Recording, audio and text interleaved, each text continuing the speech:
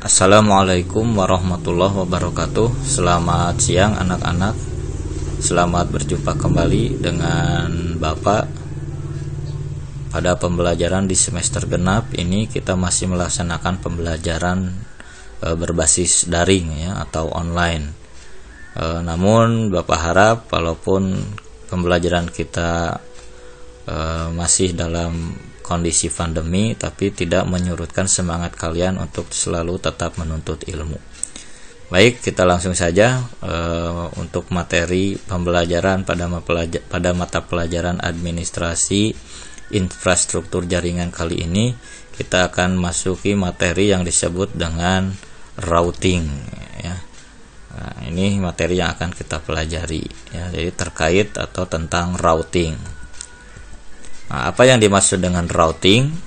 Jadi routing adalah suatu protokol yang digunakan untuk mendapatkan rute atau arah dari suatu jaringan ke jaringan yang lain.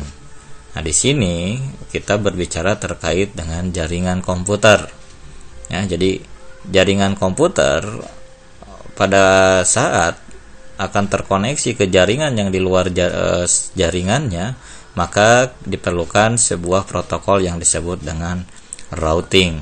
Ya, artinya kita di sini berbicara terkait tentang jaringan komputer yang sudah lebih luas lagi. Nah, biasanya routing ini diterapkan atau diimplementasikan pada jaringan berbasis MAN ataupun berbasis WAN. Oke, kapan router dibutuhkan? Router diimplementasikan pada saat sebuah node, apakah itu node itu baik PC ataupun smartphone ataupun gadget dalam suatu segmen jaringan, akan melakukan koneksi dengan node pada segmen lain yang berbeda network address.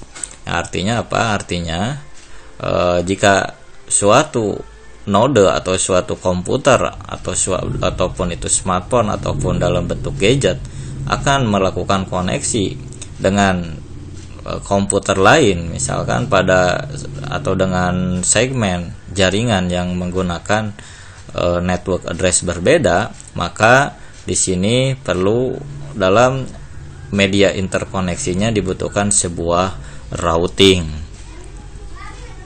Nah, ini adalah contoh desain jaringan, beberapa segmen jaringan yang tersaling terkoneksi, di mana beberapa segmen jaringan ini setiap segmennya menggunakan IP network yang berbeda. Nah, bisa Anda perhatikan, misalkan di segmen yang sebelah kiri bawah itu menggunakan IP network 192.168.20.0, dan di segmen yang sebelah kanan itu menggunakan IP network 192.168.30.0.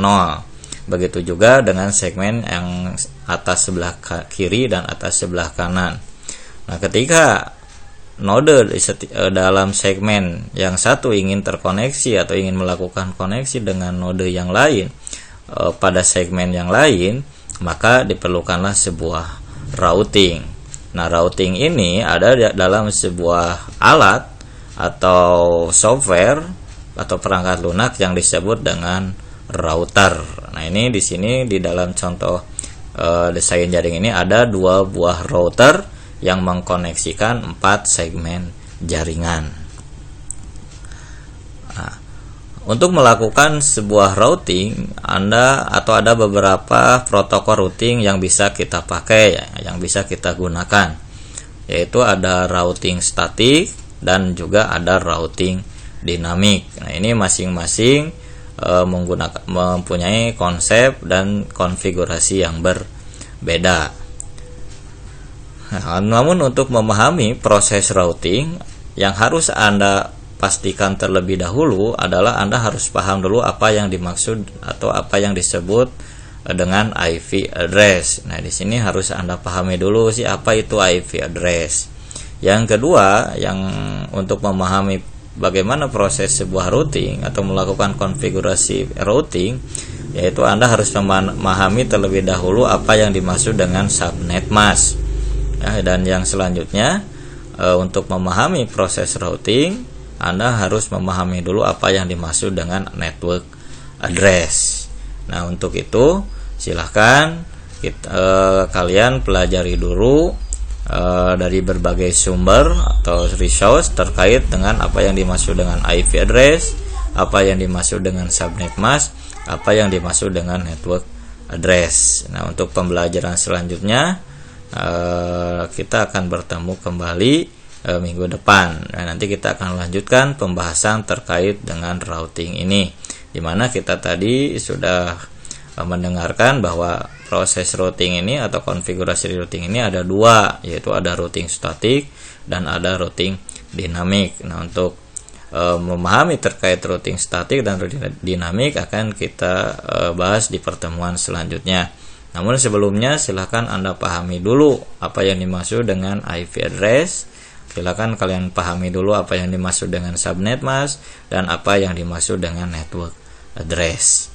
Nah, oke, mungkin untuk pertemuan pembelajaran pada kali ini Bapak cukupkan dulu sampai di sini.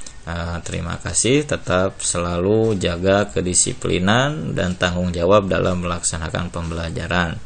Ya, selalu jalankan protokol kesehatan, yaitu selalu menggunakan masker, menjaga jarak dan mencuci tangan dengan air bersih selama 10 detik. Terima kasih. Assalamualaikum warahmatullahi wabarakatuh.